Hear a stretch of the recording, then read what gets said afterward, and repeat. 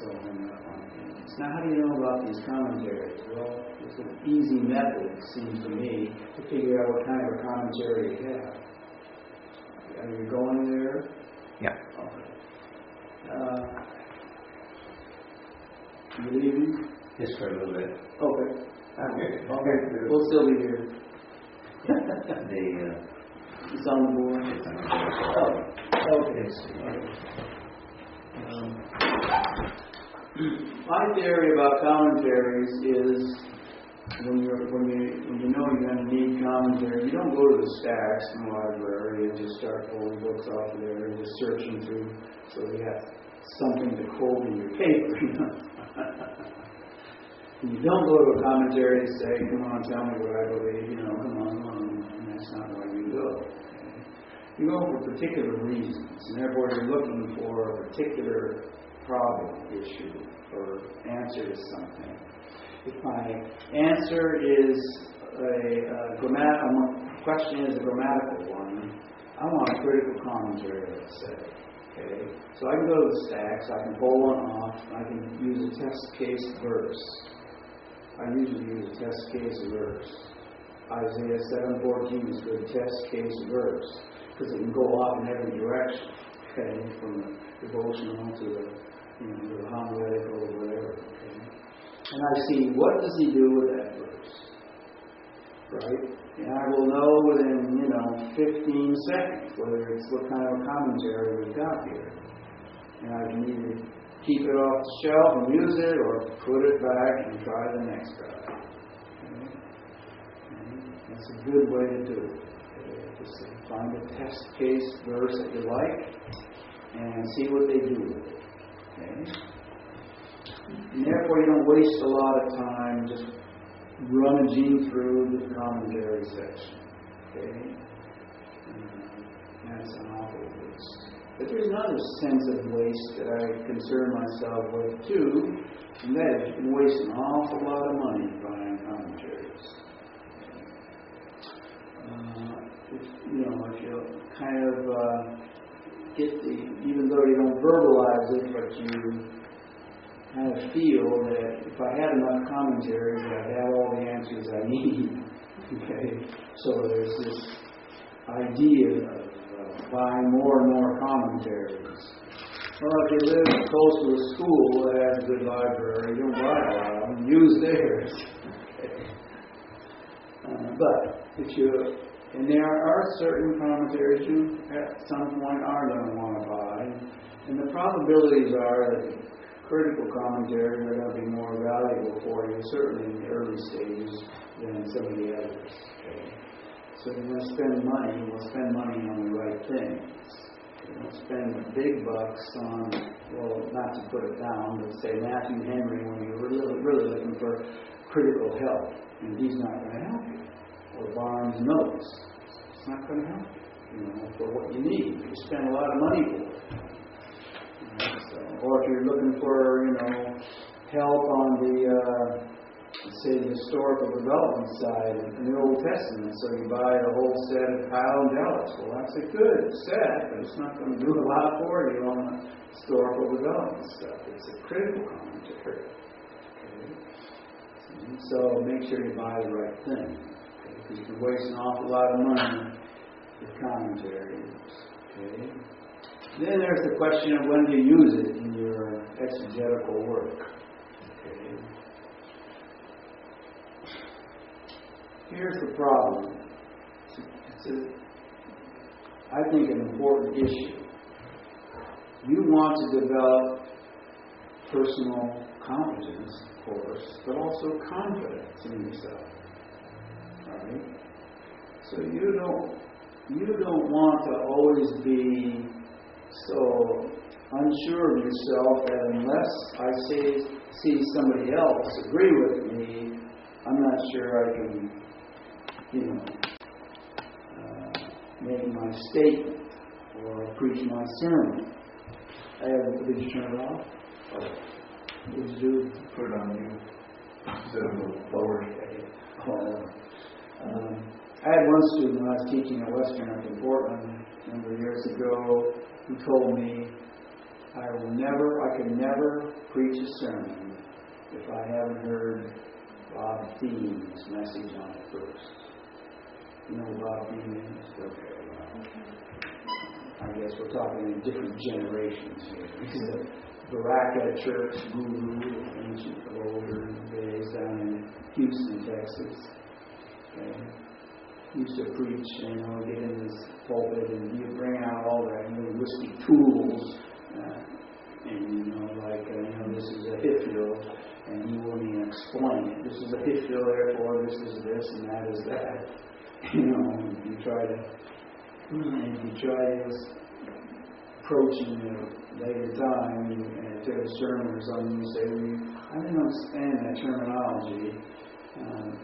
Then if he had time to talk to you at all, or if he took the time to talk to you at all, it would be basically, then you need to get some education, and you need to do this and that, and stick in here. If you stick in here long enough, stay in here long enough, sooner or later you become intelligent enough to understand the sermons. That's kind of the basic approach to life there. But this one student said, he just had absolutely no self-confidence whatsoever. Of course, I didn't tell him then, but I would tell him now that, frankly, too much depends on Bob Thiem is not going to be very helpful anyway, because too often it's wrong, in my opinion, okay? But there's an issue of confidence. If the personal confidence is a possibility that you might be lacking, okay, then I would say don't go to the commentary until you've done your own work and come up with your own at least tentative conclusions, right? Then go to the commentary to validate, invalidate, add more data, whatever. And lo and behold, you find out that if the commentary actually comes to the same conclusion, then this is what will happen within you. You will say to yourself, this is wonderful, such and such a person agreed with me. And that's a psychological plus, as opposed to, I went to the commentary and I agreed with him. Right? You see what I'm saying? So if it's a question of developing your own personal confidence, go to commentaries later.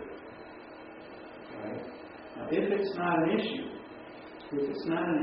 where you're not going to allow the commentator to tell you what you believe, and therefore you have confidence in that commentator instead of yourself. If you can maintain your own distance from that problem, then you can save some time by going to commentaries in the process of exegetical work. Because they can provide you some of that background data or whatever, that previous knowledge that you don't have, that you can utilize. Right? Okay. But again, you never go to a commentary to ask the commentator, what is your conclusion? You want to know that he's got one. And you're disappointed if he doesn't have one. And that occurs on tough problems. Okay.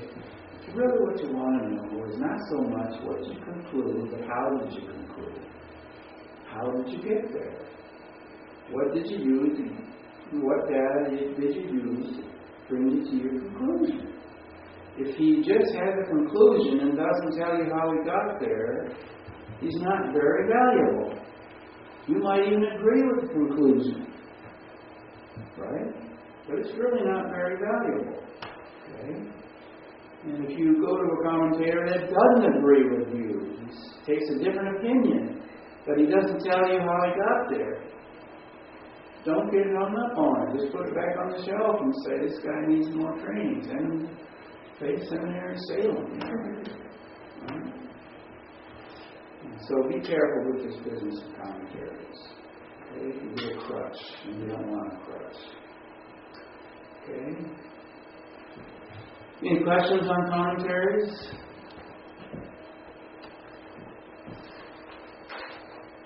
Let's take a break, and then we'll deal with the religion of the New Testament. Okay? And so we have our doctrinal statements, typically, well, we believe in the Bible, the 66 books of the Bible, as our rule for faith and practice. Okay? But we kind of ignore the Old Testament in a sense, except for certain parts of it, Psalms, and stories, whatever. And we don't really teach it very well and very much. And sometimes when we do it wrong. In other words, we apply the Old Testament religion to the New Testament, church, when in fact that's not always legitimate. Okay? So there's a problem of knowing how to transfer the data from the Old Testament to the church. Okay? And which data to transfer. Right? And so one easy way to handle this problem is to ignore the Old Testament. And that's what happens a lot. Okay? And it's a shame. The whole Bible is our rule for faith and practice, and we should be able to preach it all. Well, I know I'm thinking of this passage in Kings, and I've only read it through really once. But still, I'm thinking, what do I apply out of something like this? Well, our homes are too small. We want to chop down trees. Okay, go. Well, come with us. Okay, I'll come with you. They chop down trees, and some guy says, the head of my axe is floating to and I was borrowing it. Okay, and then I'll throw a stick and it'll flip the top. And there you go. Now, kids go live. And so Martin Luther, then, in his application of that very story, you might want to read him on that. He says, the axe head represented fallen man humanity, and the stick represented the cross, the wooden cross, and threw there and it raised it up. And salvation of Christ. You see, but that isn't the way to do it, because that really doesn't connect, if you will, exegetically or hermeneutically. And yet that's the one way in which he tried to make it applicable. Okay? So at any rate, let's get into this topic. I got a couple of volumes here that are helpful. Most helpful on this business of application, on the philosophical how to do it level, is the John Bright Authority of the Old Testament. Okay? And I'll be using this as his paradigm for application. Now you have to understand he's Neo-Orthodox. Okay? Right, write that down. Neo, dash. Okay? But that does not mean, that we invalidate everything he says or does, obviously. And that, if you got conservative and liberal within Neo-Orthodoxy, he would be more conservative, certainly. Okay? Rudanius, now, I mentioned him before, he does quite a bit on the application of how to preach from the Old Testament as well as the New, the ancient text. Of course, he's dealing with the Old and New Testament. But he's moving towards the application level, so that's pretty good on that score there. Okay, so I'll just mention those two in particular. Okay. We already mentioned some of the stuff, that's the reasons why people have a problem, why it's a difficult issue here. We don't know how to manage it. So let's just get down to the how-tos here. Okay? Here's the question that we need to do. How does one apply the Old Testament to the Christian context? This problem is particularly evident in the application of the Mosaic Law. Right? Just ask an individual who worships on Saturday why he does that. Right? And you find out that's because their application of the Old Testament, if you will. Those same people will have dietary restrictions, and where do they come from? Well, from their understanding of the Old Testament and then making application. So, here's an issue that we need to take care of here. And we're emphasizing, in a sense, the Mosaic Law because after the 19th chapter of Exodus, right, the whole Old Testament at that point, with the exception of Job in a sense, in a historical sense, was tied into the Israelites' relationship to God through the law. So we're kind of focusing on that, and that becomes a major part of the problem. We don't have a whole lot of trouble. Actually, we do have some trouble of those passages that predate the Mosaic Law and making application. Sometimes there's some mistakes that are made there too. But our process that we will find here, I think, can cut through all of that. Okay? And it can make the whole Old Testament applicable for the Christian. Does that mean that all the rules apply? I don't eat pigs and stuff? Pork? My cardiologist won't let me eat pork. I hope that wasn't pork I had in my... It was. Yeah.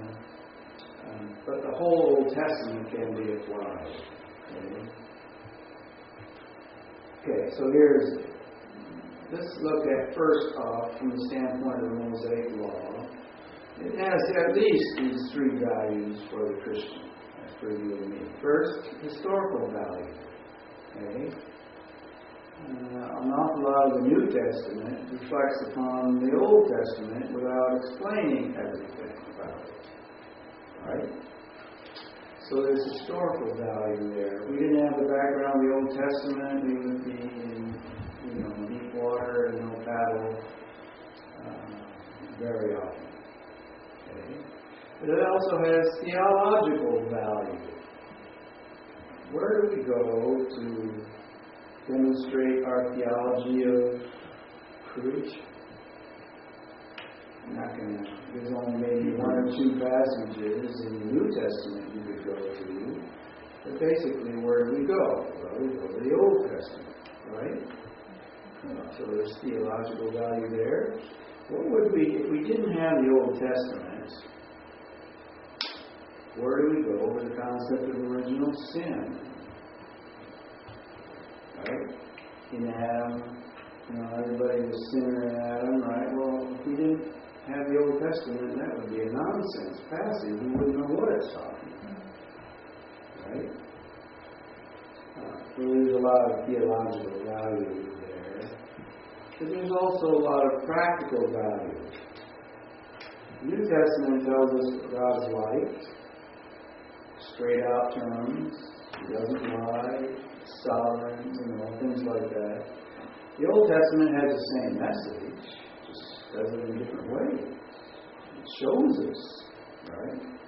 And especially, let's say, God is a God of justice. Well, how do you see that in the New Testament? It says, very plain, God is just, right? What does it do in the Old Testament? You sin, I get you. That's how it works. Okay? And you say that and with great fervor. You say that with a number of chapters, verses to get the point. Okay? And so you can preach the same theology, in a sense, from the Old Testament that you get from the New, but you do it in a story format as opposed to a didactic format. You can do it, right? It doesn't happen all that much because people are unsure, insecure about the Old Testament. Even trained people often are insecure about the Old Testament. They don't want to make any mistakes. Okay? And be caught in making a mistake. Who wants to do that? So, here's some principles for applying the Old Testament to the church. And this is taken from John Bright, or the Old Testament basic pattern here. Okay? And it works. Number one, and this is the first part, rigorously, that is, with efforts, exegete the Old Testament within its own historical and cultural contexts. A lot of times the so-called exegesis of the Old Testament is not done in its own historical and cultural context. It's done with an eye on the New Testament, and we've got to make sure that the Old Testament that I'm exegeting agrees theologically, practically, whatever, with what the New Testament clearly states is the way to go. Right? We get to divorce ourselves, in a sense, from the New Testament as we exegete the Old Testament. That's not the time to make your application when you're exegeting the Old Testament. Okay, try to apply it to the church. Okay? So you want to make sure we understand that we initially appreciate the Old Testament religion. And frankly, that was a true religion. That was, what God gave, and that's the one everybody in the world hopefully would have followed. Right? It's a true religion. So it wasn't a bad religion. Okay? It wasn't a false religion. It was a true religion. It came from God. Same religion that Christianity came from. Even though there's distinct differences. So secondly, define the biblical theology which underlies the surface level teaching. Okay. In other words, why did God say this to this people? Right? What are the underpinnings for that? Okay. For instance, we can take an idea of showing compassion to the poor. And it's a law. It's a law. Somebody's starving, feed them. Okay, that's a law. That's a rule. You either do it or you don't do it. You either keep it or you don't keep it. Okay, you sin or you don't sin. Well, that's the surface level. Why did God want people to do that? You see what I'm saying? What motivated God to give that as a rule? Huh? Well, one of the things we could say is because it's a reflection of God's person and character. He is a merciful, compassionate person, and He wants His people to be merciful and compassionate. Right? So He gives a rule that if they obey the rule, okay, then they're going to be expressing compassion, hopefully, and mercy, just like Him. Right? Okay. So there's a surface level of all this stuff, but there's also an underlying biblical theology that underlies it here. Okay? And that theology is singular in a sense. Okay? In other words, the Bible does not teach one thing about God in the Old Testament that is no longer a true teaching about God in the New. Right? In other words, He's not sovereign in the Old Testament, but not sovereign in the New. Or He's not vengeful in the Old Testament, okay, and loving in the New. Right? See? In other words, God is the same. He doesn't change. The Old Testament says that in specific terms. I am God, I do not change. Read Malachi, that's what He said. Well, just because the eons changed and now we start dating things AD as opposed to BC doesn't mean He changed. He doesn't change. Okay? So, the theology of the Old Testament is really the theology of the New. Right? So what we need to do is to figure that, find out what lies at the basis of the issues of the Old Testament. What the theological basis is. Right? And then we will discover, I think, that theological basis is transferable. If it's true throughout the Bible, it's transferable. What we often have a problem with is we're trying to transfer things that are not valid in both testaments. That's not to say not true. I'm just saying not valid in both testaments. Okay? We're not supposed to eat, in the Old Testament, we're not supposed to eat pork. Right? In the New Testament it says you can eat anything. God put it there for you to eat. Right? So that's not transferable. The one is not transferable to the other. Okay? But that does not mean, hear me now, that does not mean that he made a mistake when he said you can't eat pork. Or that he changed his mind, in a sense. Oh, I thought pork was bad, now I think it's good. Right? Okay? Now, there was a reason why. It underlies the commandment that says, don't eat pork. Let's just assume for a second that the reason was a medical one, a physical one, related to the physical preparation of pork, which is not easy to do and understand, I guess. And in the ancient day, it'd be easy to get trichinosis or something. Well, so it's better not to eat it, right? The issue isn't pork is, inherently bad. The issue is there's a problem that you could get sick if you don't treat it. It's dangerous for you. But at a later time, it may not be dangerous. Right? So now it's okay. You see, the issue is not pork per se. Then. The issue is what lies behind the command not to eat it. Okay? Now, if, for instance, the theology underlying that, and this is, at this point, just kind of not guesswork, but just kind of ruminating through the thing. If the theology was, we're concerned that you don't do anything that harms the physical body, and this could harm the physical body, well, that's a New Testament ideal, right? See? Now, in the New Testament, maybe the rule is not don't eat pork. Maybe there's another rule that's something that could harm the physical body that we shouldn't do. In which sense, that would be basically the same kind of a rule, wouldn't it? Okay. But the theology remains the same. So, we need to, get beyond the surface level in the Old Testament and ask, why is that here? What's important about this? Okay.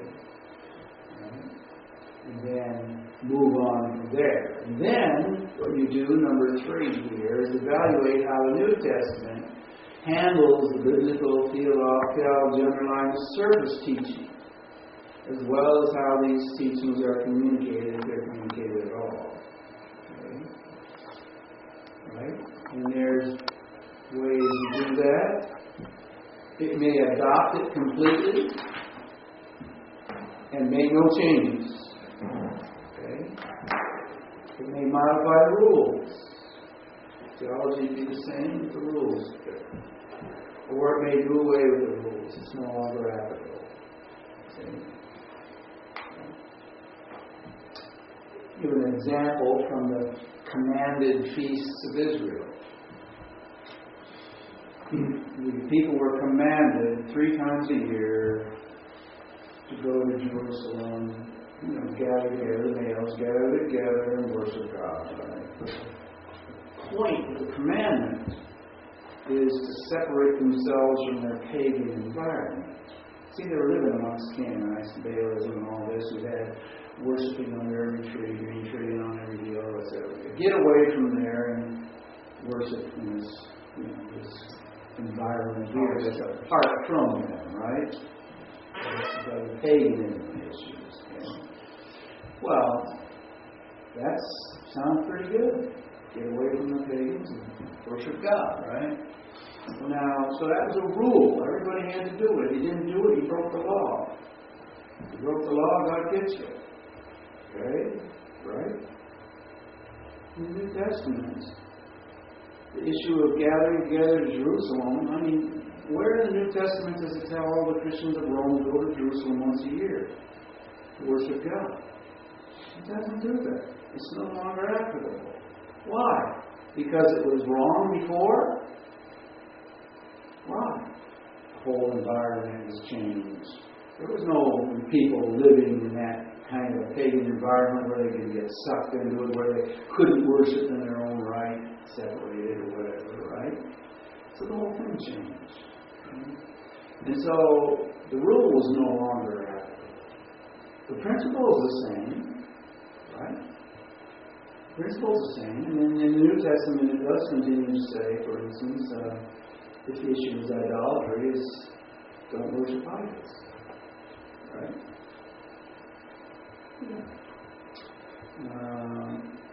So, evaluate how the New Testament deals with that. And then follow the New Testament pattern. That's how you can apply, frankly, that's how you can apply everything practically in the Old Testament in the church without worrying about, gee, did I break some principle of hermeneutics here? Somebody going to get me at the door and say, you're trying to turn me into a Jew here. You see, no, that's not. That shouldn't be an issue there. Justification, the Bible has a singular theology. That's my conclusion. I don't believe that the Bible teaches theological truth in the Old Testament that is disallowed or disavowed in the New. It's true, came from the same God, same mind, He doesn't change. Okay? The way in which that theology is lived out, see, that changes with time and with progress of divine revelation. Okay? So that theology may be lived out culturally, historically, in different ways. It's the same theology. Okay? So there's a few passages, not very many passages, that you could apply if you do it right. Okay, so problems do appear, the interpreter may have correctly and not correctly analyzed them along biblical theological issue or the New Testament data. Let's see where we're going. I won't go through this because that's frankly my book, part of my book, summary of my book. That's the book. We'll deal with that whole pattern in the context of this one set of issues, which is rather critical to concerns the Christian church, right? And it's very clear. I'm not going to develop that one on this. Okay, we don't need to do that. And hopefully we can do it anyway. But it's pretty obvious. And the book will explain this and point this out. It's pretty obvious that to justify tithing, most of the time, the strongest passages in the Bible are in the Old Testament. And they really can't find any in the New for it. Right? Well, you'll understand. The answer is yes if you read my book. Okay. But that's part of the problem, and it's a rather practical one. Okay? But there's a lot of issues that occur. For instance, goat's milk and Christian application. Okay? Don't drink goat milk. Most Americans do not need to be told that the 15th century BC Jews are commanded on 3 occasions.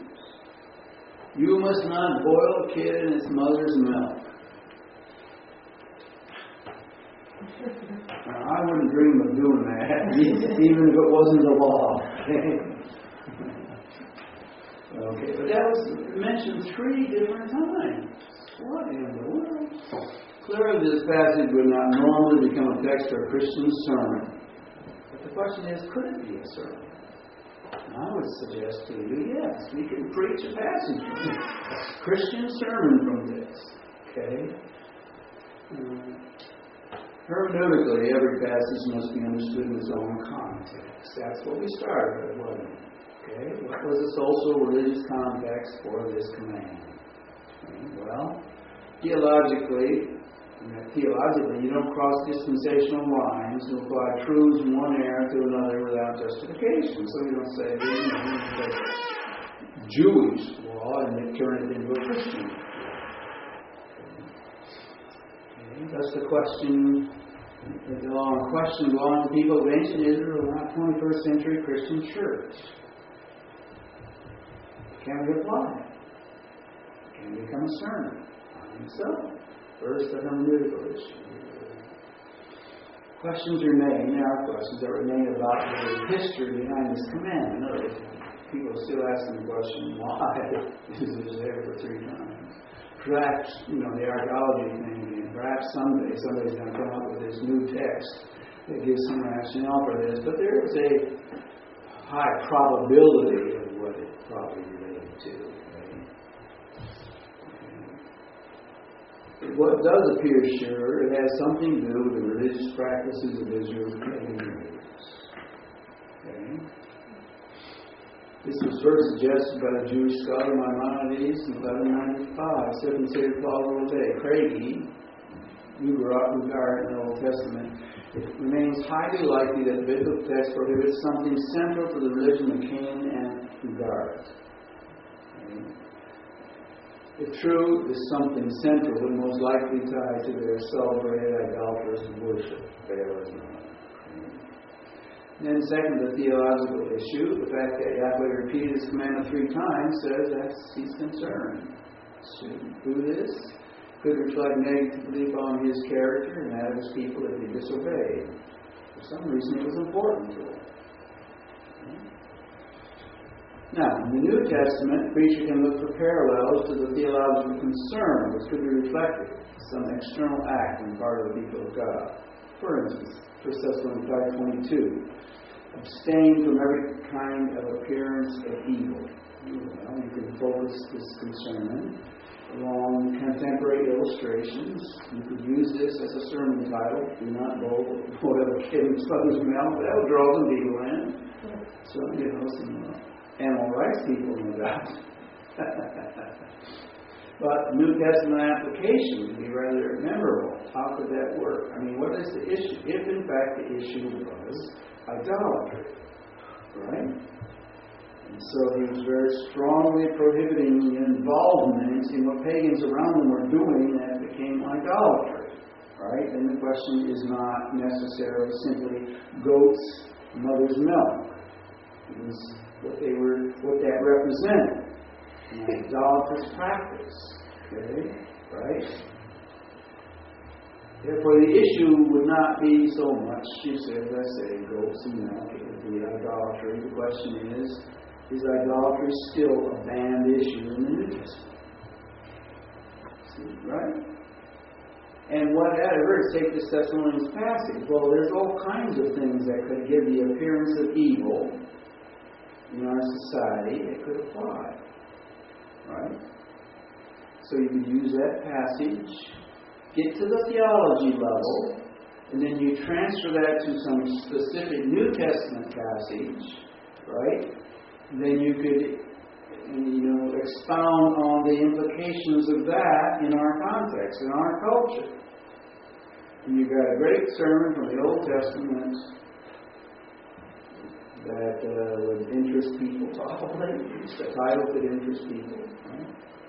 And you could do so without breaking any hermeneutical rules, without leaping across ignoring dispensational distinctions, without denigrating the Jewish religion, right, for the sake of the New Testament religion.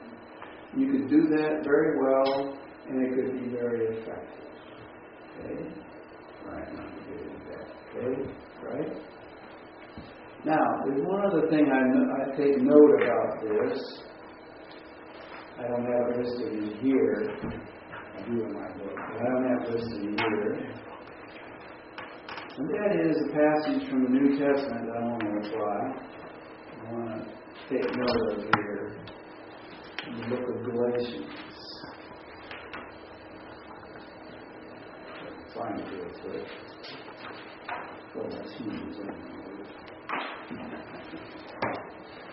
You're going to Galatians? Yeah. There's a couple of passages that give the same kind of implication here. A statement. Okay. There's one in particular I'm after. Got it right offhand. The function of the law. Let's see where this is. Function of the law.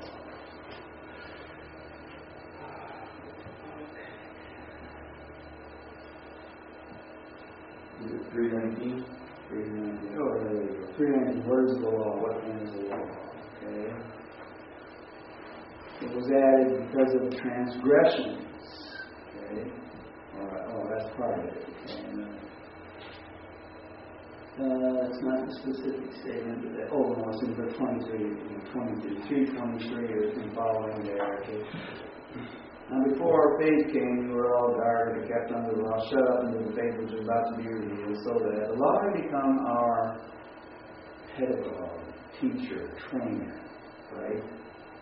Leading to Christ, right? Now there's a couple of places here. Verse 25. Now, when faith had come, no longer are we under this trainer, if you will. Okay, notice, take the idea, and it occurs in a number of places, but I don't have them all, of course, with me, but in front of me. But the idea is this: that the Old Testament was written to a people who were considered children. Okay, children theologically, right? And the New Testament is written to a people now considered more adult theologically. Now there's a big difference how you deal with children as opposed to adults. Okay?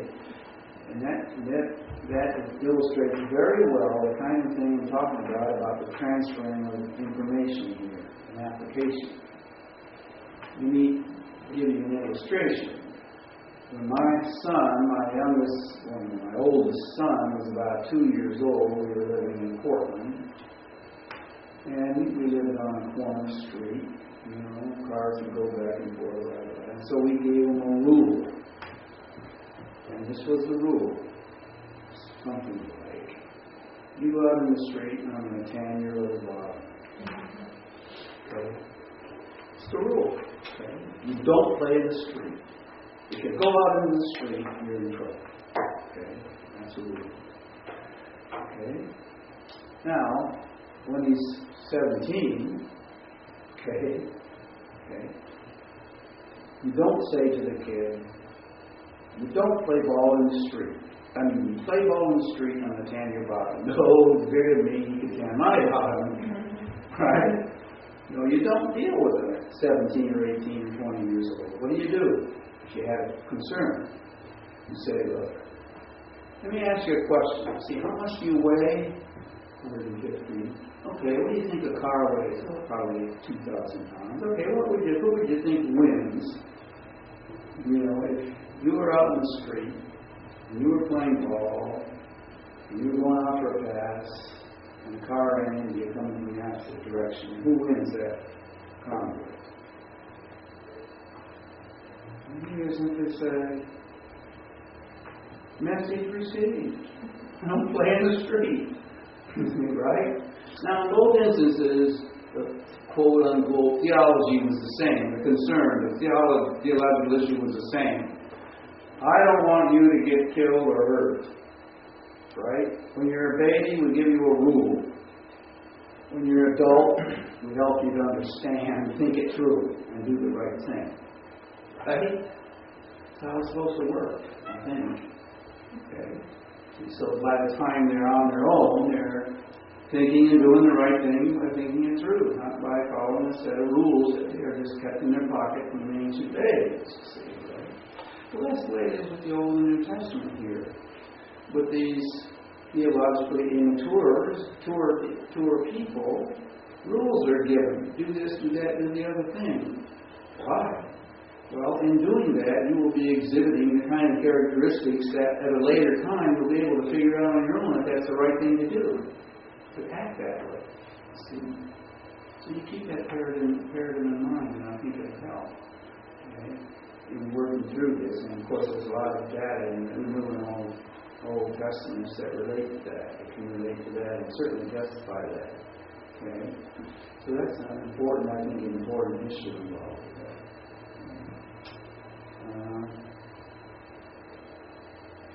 So, Any questions on application?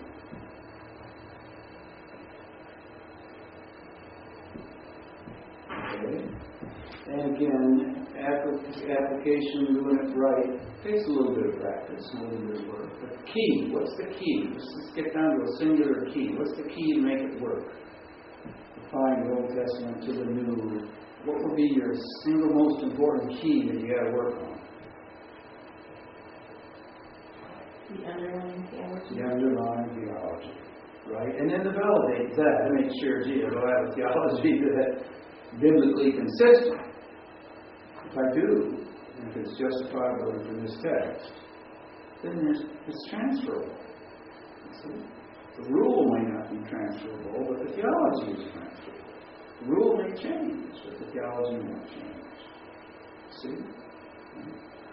And that principle, by the way, can work in many different environments. I mean, even in our cultural environment, it used to be a rule that Christian people do not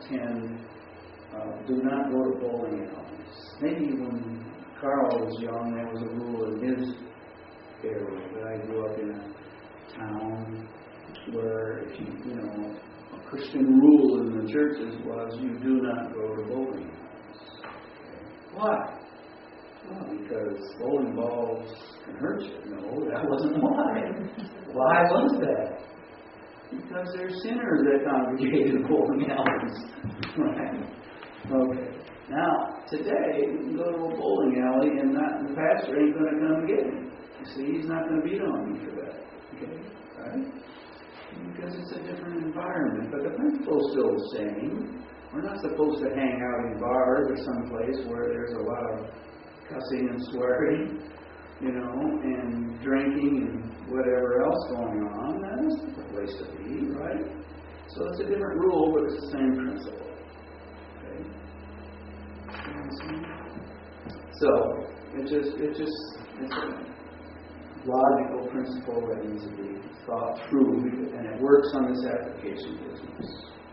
Okay? That's as far as I want to take it today. I do want to find out what passage you want to do. How the Exodus passage? The Exodus passage? Okay, good choice.